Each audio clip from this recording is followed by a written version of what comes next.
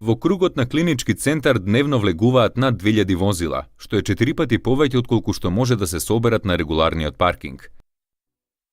Возењето е ризично и небезбедно, а несоодветното паркирање им прави проблем на службените возила и го загрозува здравјето на пациентите. Ниту пеш, ниту со автомобил, никако не може да се стигне од главниот влез на поранешна државна болница до клиниките, а попатно да не се заглави во метежот од возила, продавачи на се и се што, луѓе болни и здрави, млади и стари, кои треба да поминат низ лавиринт со пречки, додека да стигнат таму каде што тргнале.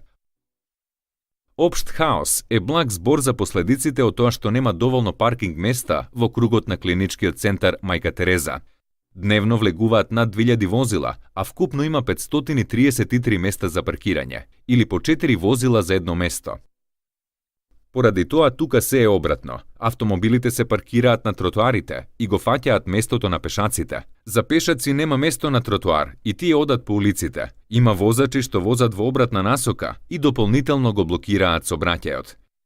Луѓе во инвалидски колички се протнуваат низ возилата како низ иглени уши. Старци фатени рака под рака се чуваат некој нервозен возач да не ги поткачи со предницата, додека со гумите подскокнува по дупките пред ургентен центар. На главниот влез, во 8:30 часот, веќе е сообраќаен метеж.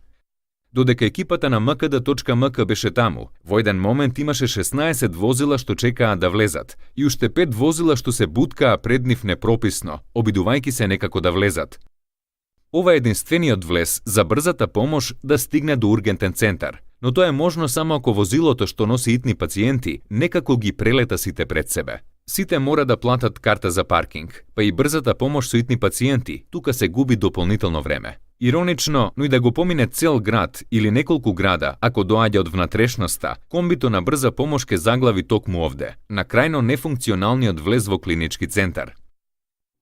Тука се чека во редица, особено наутро, каде што семафорот свети зелено за слободно, иако на паркингот нема ниедно слободно место. И возачите што сакаа да направат пат, нема каде да се тргнат ако веќе се влезени во редот. По уличките во клиничкиот центар се паркирал кој каде нашол.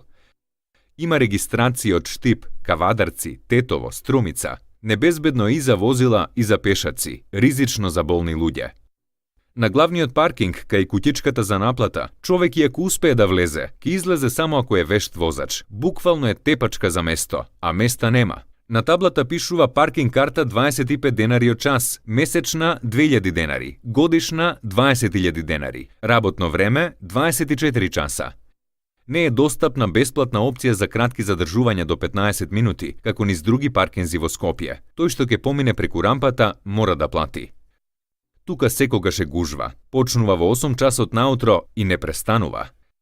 Со паркингот во клинички центар од 2013 година стопанисува градски паркинг. Месечната добивка од билетите се дели во однос 2:1, 2 дела за предпријатието, 1 дел за Министерството за здравство.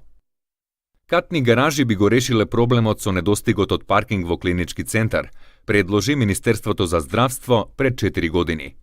Пресметките што ги објави поранешниот министер Никола Тодоров беа 2 катни гаражи со 2500 паркинг места, хелиодром над едната гаража и сервисна улица би чинеле 21 милион и 300.000 евра.